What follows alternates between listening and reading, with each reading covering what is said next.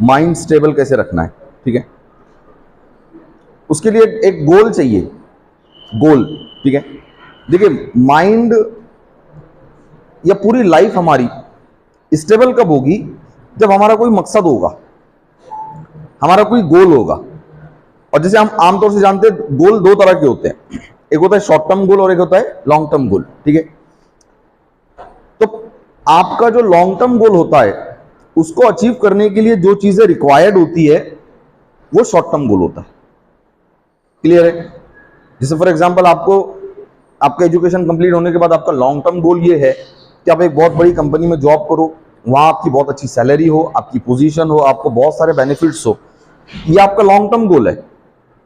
लेकिन उस long term goal को अचीव करने के लिए पहले छोटे छोटे छोटे छोटे शॉर्ट टर्म गोल्स अचीव करने पड़ेंगे।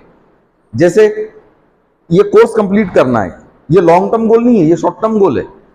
भले आपका 3 साल 4 साल का ये कोर्स होगा, लेकिन फिर भी ये क्या है, शॉर्ट टर्म गोल है। उस पोजीशन पे पहुंचने के लिए जितनी नॉलेज चाहिए उतनी नॉलेज आपको गेन करनी है, ये शॉर्ट टर्म गोल है। उस गोल को अचीव करने के लिए जो स्किल्स रिक्वायर्ड है वो स्किल डेवलप करना, ये आपका शॉर्ट टर्म गोल है, ठीक है। So what you should do, you should put these things on paper, paper पे उतारना चाहिए। एक ऐसा चार्ट बनाना है, उसमें पहले लॉन्ग टर्म गोल लिखना है कि ये मेरा लॉन्ग टर्म गोल है, और इस लॉन्ग टर्म गोल को पहुंचने के लिए ये छोटे छोटे छोटे छोटे शॉर्ट टर्म गोल मुझे अचीव करने, ठीक है। अब देखिए जब आपने पेपर पे उतार दिया अपना प्लान, फ्यूचर एक्शन प्लान जब आप पेपर पे उतारते हो तब आप स्टेबल रहते हो।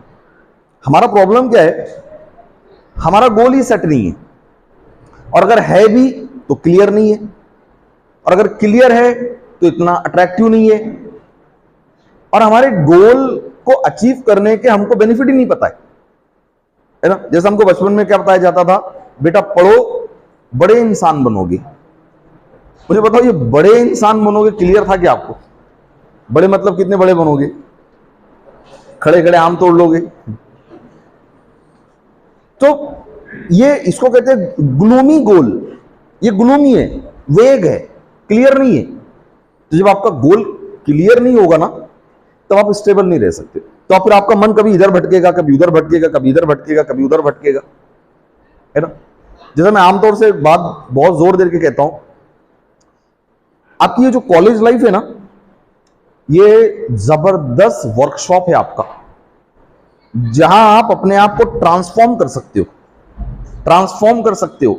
देखिए स्कूल का टाइम गुजर गया, स्कूल में ठीक है आपको होश आने आने तक आपका 10th हो गया, दुनिया समझने समझने तक आपकी 10th हो गई, ठीक है। लेकिन कॉलेज एक ऐसा प्लेस है जहां अब आप एक मिडिल स्टेज पे हो। Now you are mature, you are aware, you are capable, you are knowledgeable and you are skilled also. अब डिपेंड ये करता है कि आप आपकी ये स्किल, आपका ये नॉलेज, आपका ये टैलेंट है ना, आपका ये पैशन, आपकी एनर्जी, आपकी स्ट्रेंथ, ये कहां इस्तेमाल करते हो, ये बहुत इंपॉर्टेंट है। ये सब स्कूल में नहीं था ना, स्कूल में इतनी नॉलेज नहीं थी, इतना अवेयरनेस नहीं था, इतना सोसाइटी के बारे में पता नहीं था। लेकिन कॉलेज में आने के बाद अब आपके पास सब कुछ है, यानी सारे रिसोर्सेस है। सिर्फ एक बात बड़ी इंपॉर्टेंट है कि अब इस रिसोर्सेस को कहां इस्तेमाल करते हो। अब कॉलेज में रिसोर्सेस को इस्तेमाल करने की कौन कौन सी चीजें हैं? सबसे जो उसका बुनियादी मकसद है कॉलेज का, वो ये है कि कॉलेज में जितने दिन रहूंगा मैं उसके मकसद को पहुंचने की कोशिश करूंगा। और कॉलेज आने का मकसद क्या है? जो सब्जेक्ट मैंने लिया है, जो कोर्स मैंने लिया है, उसकी मुझे थोरो नॉलेज चाहिए, कंप्लीट नॉलेज चाहिए। कोई मुझे कभी भी पूछ ले, मैं उस सब्जेक्ट के बारे में बात कर सकता हूं, मैं प्रेजेंटेशन दे सकता हूं, मैं एक्सप्लेन कर सकता हूं। जैसे आपका सब्जेक्ट क्या है, आपका कोर्स BCS कंप्यूटर है, राइट, ठीक है, कंप्यूटर से रिलेटेड है। तो आपका यह गोल होना चाहिए कि जब मैं यहां कॉलेज से निकलूंगा या मैं निकलूंगी, तब तक मैं कंप्यूटर में इतनी परफेक्ट हो जाऊंगी कि कोई मुझे कुछ भी पूछ ले, मैं उसको आसानी से वो इंफॉर्मेशन दे सकूंगी। कंप्यूटर से रिलेटेड जितनी स्किल्स है, वो सारी स्किल्स मेरे अंदर आ जानी चाहिए कॉलेज छूटने से पहले, ठीक है। तो यहां आपको करना क्या है, अब आपके पास मैंने कहा ना रिसोर्सेज बहुत है। जैसे आपके रिसोर्सेज क्या है, आपका टाइम आपका रिसोर्स है, आपकी नॉलेज आपकी रिसोर्स है, आपकी एनर्जी आपका रिसोर्स है, आपका एक्साइटमेंट, आपका पैशन, आपकी स्ट्रेंथ, ठीक है, ये सब आपके रिसोर्सेस है। अब ये रिसोर्सेस कहां इस्तेमाल करते हो, ये बड़ा इंपॉर्टेंट है। तो अब कॉलेज में रिसोर्सेस इस्तेमाल करने के कितने सेक्शंस है। एक तो सबसे मेन, जो सबसे बुनियादी मकसद है उसका, वो है कि आपको प्रॉपर एजुकेशन लेना है। That education should reflect from your personality. Your education should not reflect from your degrees. आपने जो कोर्स लिया है, वो कोर्स की एक एक बात आप बिना देखे प्रेजेंट कर सको, आपको ऐसे तैयारी करनी है। ये सबसे आपके कॉलेज एडमिशन का सबसे बेसिक पर्पस है ये, ठीक है। अब इसके अलावा और कौन कौन से एरिया है जहां आपकी एनर्जी, आपका टाइम, आपका पैशन, आपका एक्साइटमेंट यूज हो सकता है, तो वो है अब सेकेंडरी चीज है सारी, सेकेंडरी। अब सेकेंडरी जैसे कि कोई मैच है, ठीक है, तो मैच खेलना सेकेंडरी गोल है, वो आपके लॉन्ग टर्म गोल को सपोर्ट नहीं कर रहा है, वो थोड़ी देर के लिए है, एक टूर्नामेंट जीतने तक है, ठीक है। उसके बाद कॉलेज में कोई फंक्शन है, जैसे गैदरिंग है, तो गैदरिंग में डांस कंपटीशन है, सिंगिंग कंपटीशन है, ठीक है, तो वो भी थोड़ी देर के लिए, वो आपका प्राइमरी गोल नहीं है, वो आपका सेकेंडरी है। तो अब यह करना ही होगा कि मेरा सबसे ज्यादा टाइम, सबसे ज्यादा एनर्जी, सबसे ज्यादा मेरा इंटेलिजेंस, सबसे ज्यादा मेरा एक्साइटमेंट मेरे प्राइमरी गोल के लिए है।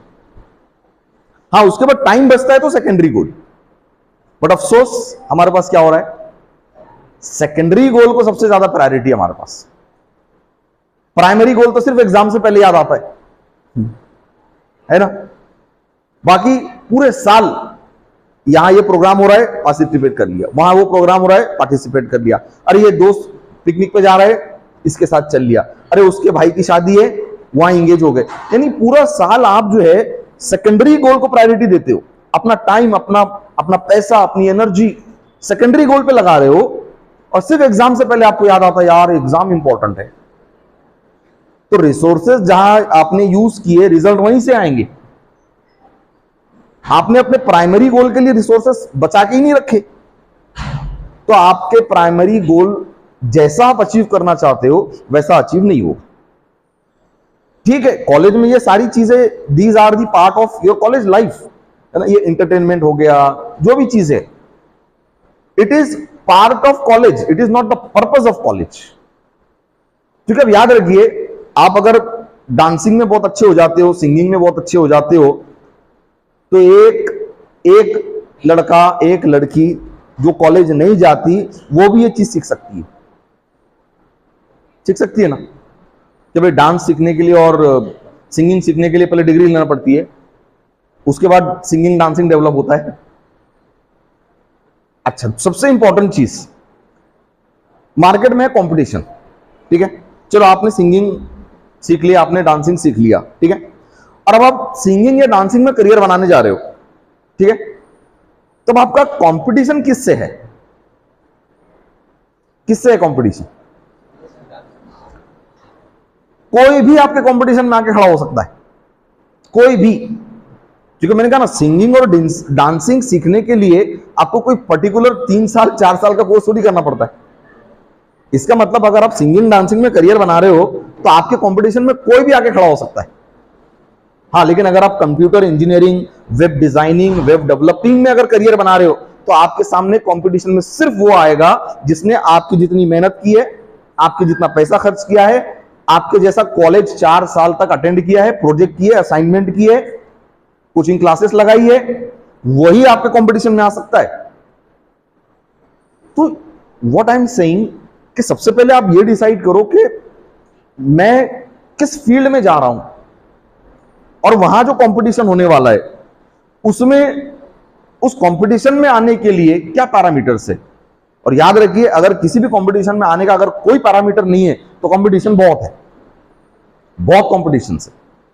लेकिन अगर किसी फील्ड में, अगर किसी को कुछ गोल अचीव करने हैं, और अगर उसके पीछे पैरामीटर्स है, तो फिर वहां पे कंपटीशन कम होगा। एम आई राइट और नॉट? जैसा क्रिकेट में, अक्सर क्रिकेट में करियर बनाना है, ठीक है, तो क्रिकेट खेलने के लिए कौन से ग्रेजुएशन और पोस्ट ग्रेजुएशन की डिग्री चाहिए? कोई भी खेल सकता है, कोई भी आ सकता है, और कोई भी आपसे कंपीट कर सकता है। तो इसलिए कॉलेज जो है ना, मैं हमेशा कहता हूं, college is a place to transform your personality. आपको यहां सिर्फ पेपर काले करने और डिग्री लेने के लिए नहीं भेजा गया है। आपके पेरेंट्स ने आपको इसलिए भेजा है ताकि आपकी ओवरऑल पर्सनालिटी ट्रांसफॉर्म हो जाए, और आप में और उन लोगों में क्लियर डिफरेंस नजर आए जो कॉलेज नहीं जाते। अब मुझे बताओ, है क्या डिफरेंस? जो कॉलेज नहीं जाते, जो हायर एजुकेशन नहीं लेते, उनमें और हायर एजुकेशन लेने वालों में डिफरेंस दिखाई दे रहा है क्या हमको? अफसोस नहीं दिख रहा है, नहीं दिख रहा है। यानी आप यहां से निकले, आप एक चाय के होटल पे बैठे, वहां पर एक दूसरा लड़का भी आके बैठा, वो मैट्रिक से आगे नहीं पढ़ा उसने, आप भी उसके बाजू बैठो, और आप दोनों का कॉन्वर्सेशन चल रहा है। समझ ही नहीं आता है कौन ज्यादा पढ़ा लिखा है, समझ ही नहीं आता है।